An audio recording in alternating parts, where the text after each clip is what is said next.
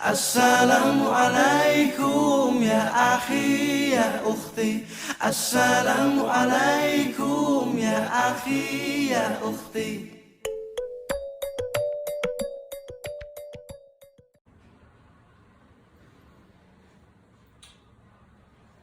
Sallallahu ala Muhammad sallallahu alaihi wasallam. Sallallahu ala Muhammad sallallahu alaihi wasallam. Sallallahu ala Muhammad wa ala alihi wasallim.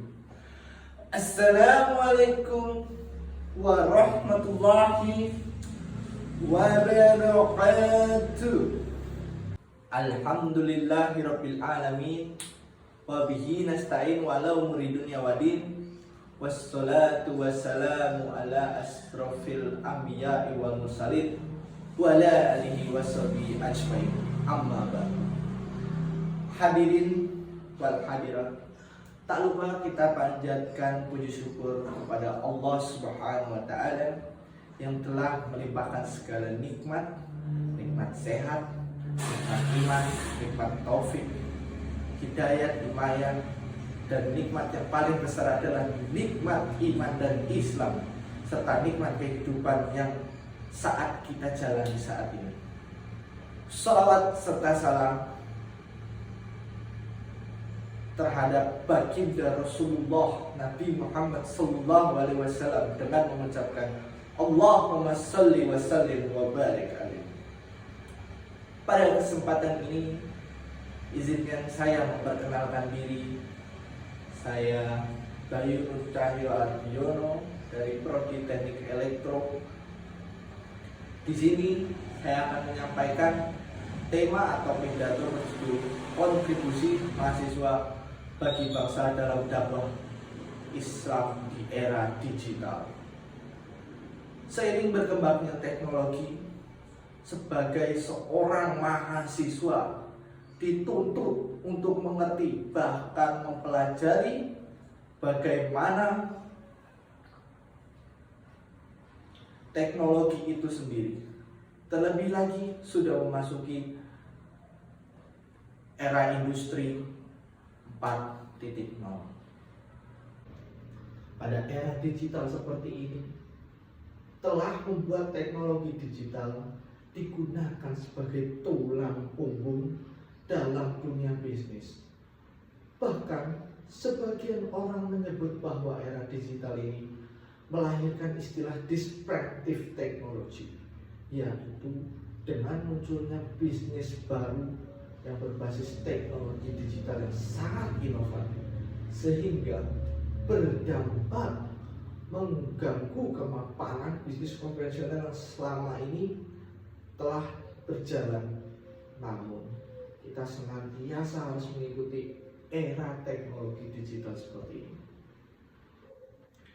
Terlebih lagi sudah lebih dari 1 tahun negara Indonesia tercinta kita ini dilanda penyakit COVID-19 yang tidak kunjung usai. Lalu bagaimanakah ibadah kita yang kita jalani sesuai dengan anjuran pemerintah? Ibadah yang harus dilakukan di rumah. Lalu bagaimanakah pahala yang kita jalani? Apakah sama dengan di masjid dan di mushola? Pastinya sama. Karena COVID-19 ini adalah penyakit yang serius dan mematikan.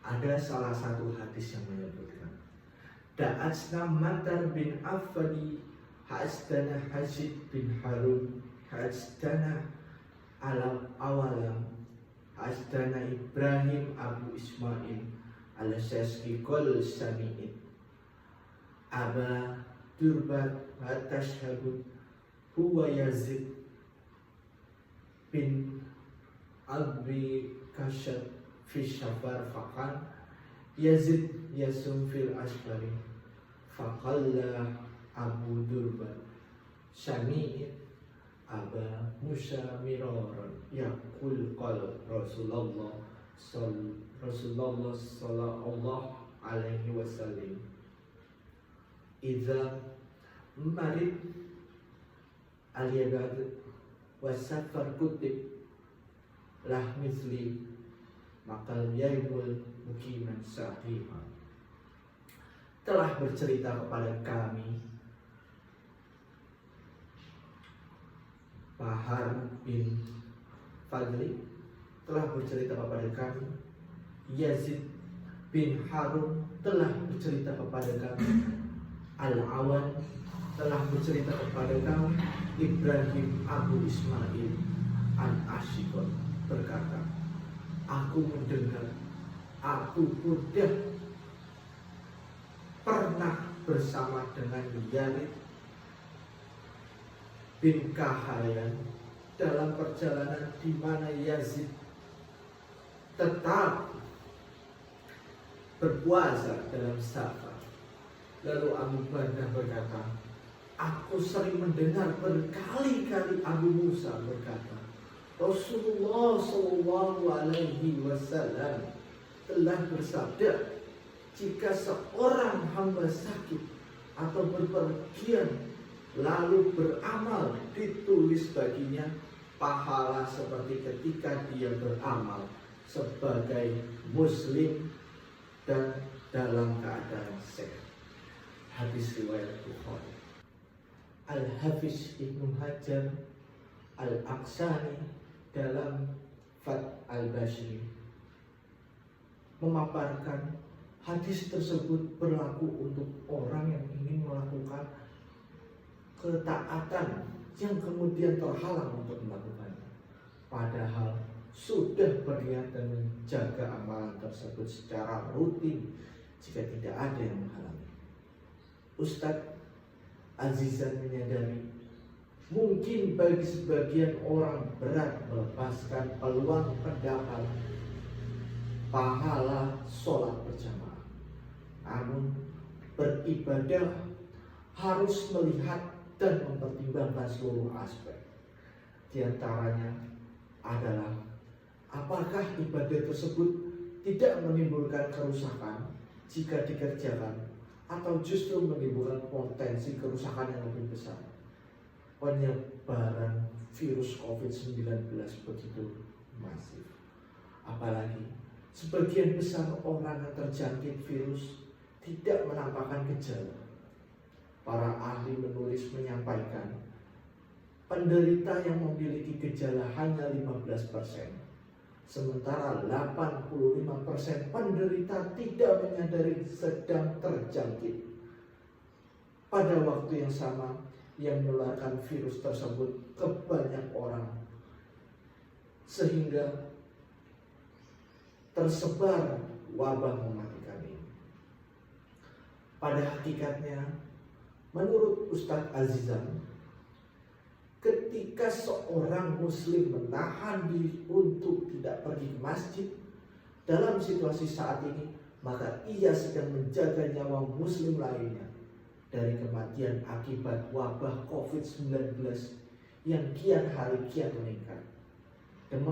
Dengan demikian, pahala melakukan pun sama besarnya di sisi Allah Ta'ala.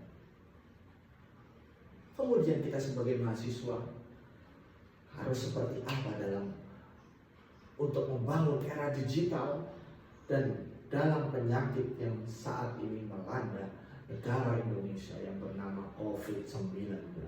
Kita sebagai mahasiswa dalam hal pandemik ini banyak menyebabkan negatif, juga seperti banyak orang kehilangan pekerjaan, kehilangan orang yang kita sayangi dan cintai, bahkan di sektor maupun kualitasnya semakin menurun.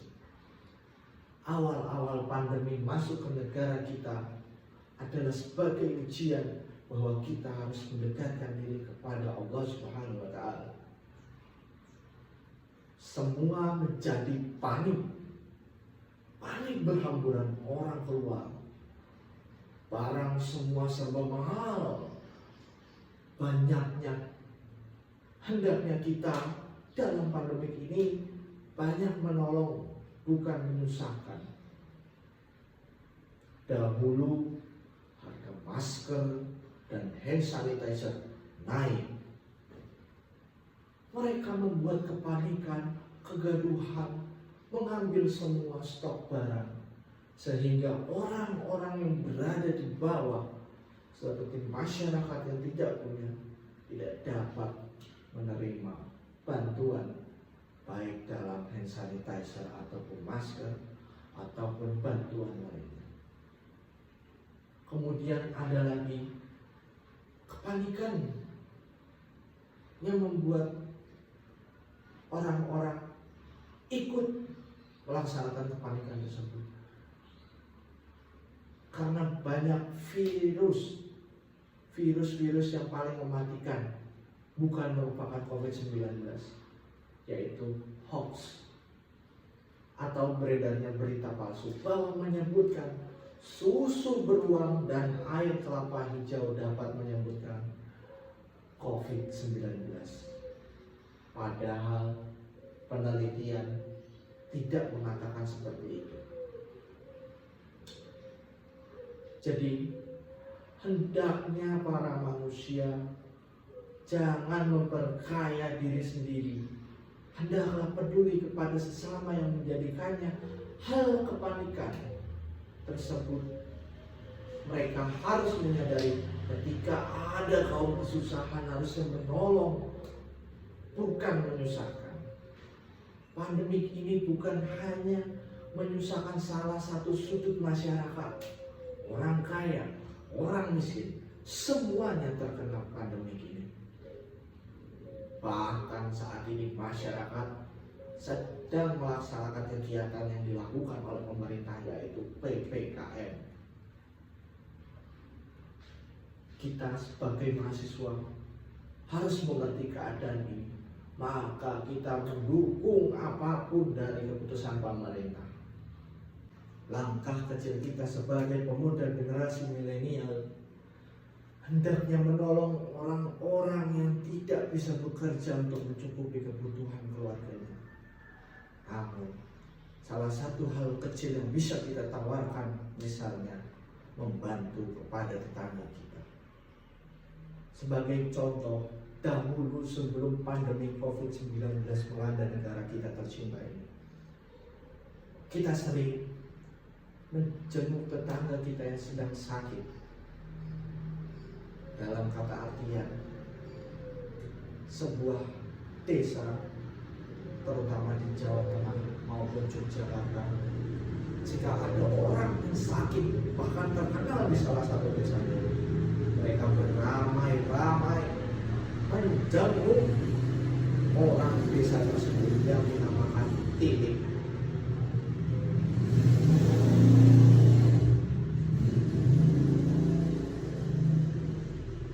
Jadi sehingga hendaknya kita menolong tetangga kita yang terkena penyakit COVID-19. Bukan berarti kita harus menjenguk dan kita harus berada di dekat tetangga kita, karena sedang dalam negara yang sakit. Berikan makanan dengan menggantung di pagar rumah ataupun di depan rumah, karena mereka tidak bisa keluar rumah karena melaksanakan karantina mandiri. Adapun dalil Al-Quran mengajarkan bahwa kita menolong tetangga terdekat terlebih dahulu dibandingkan keluarga kita, karena yang lebih mengetahui bagaimana kehidupan kita yaitu tetangga kita sendiri. Allah Ta'ala telah berfirman dalam Quran surat An-Nisa ayat 36, wa'budullaha wa la tusyriku bihi syai'aw wa bil walidaini ihsana wa bizil kurban wal yatama wal masyakini wal jarizil kurban wal jaril junubi wasyabihi bil jawbi wa bisyabi wa ma malakat aymanukum innallaha la yuhibbu man kana munaftaha fakura. Artinya, sembahlah Allah dan janganlah kamu mempersekutukannya dengan sesuatu apapun, dan berbuat baiklah kepada dua orang, ibu, bapak, kerabat-kerabat, anak-anak yatim, orang-orang miskin, tetangga yang dekat ataupun tetangga yang jauh, teman sejawat, ibnu sabil dan hamba sahaya. Sesungguhnya Allah tidak menyebut orang-orang yang sombong dan membangga-banggakan diri. Hal kecil tentang pandemik yang bisa kita bantu memang dimulai dari tetangga, sehingga ketenangan hati seorang tetangga kita merupakan salah satu kunci kesembuhan. Jika seseorang yang sedang sakit, maka kita jenguk dan kita doakan oleh kawan atau tetangganya, maka hatinya akan tenteram. Pada akhirnya ini akan membantu proses penyembuhan. Oleh sebab itu, jika ada tetangga yang sakit, hendaknya kita menjenguknya. Bukan berarti dalam kata artian di negara yang kita sedang sakit menjenguknya harus berdekatan kepada tetangga kita. Yang dimaksudkan adalah memberi makanan karena mereka sedang melaksanakan karantina mandiri. Sallallahu alaihi wasallam pernah bersabda, apabila seseorang menjenguk saudaranya yang muslim, orang yang sedang sakit, maka seakan-akan dia berjalan sambil memetik buah-buahan surga, sehingga dia duduk. Apabila sudah duduk, maka diturunkan kepadanya rahmat dengan deras. Apabila menjenguknya di pagi hari, maka 70.000 malaikat mendoakannya agar mendapatkan rahmat hingga suatu waktu sore tiba. Apabila menjenguknya di sore hari, maka 70.000 malaikat mendoakannya agar diberi rahmat hingga waktu pagi tiba. Hadis riwayat Tirmizi, Ibnu Majah dan Imam Ahmad dengan Ahmad Sahih. Sebelum kita akhiri, alangkah baiknya kita bersalawat kepada Nabi Muhammad SAW dengan salawatnya. Allahumma sholli salatan kamilatan wa sallim salaman taman ala sayyidina Muhammadin lil adi tanhalu biyaqadu wa tanfarizu bil qurabu wa tudda bil hawaitu wa tunalu bil ragaibu wa husnul hawatimi wa yustasqal umamun biwa bil karim wa ala alihi wa sahbihi fi kulli lamhati wa nafashi bi'adabi kulli malumila. Demikian pidato atau ceramah yang saya sampaikan.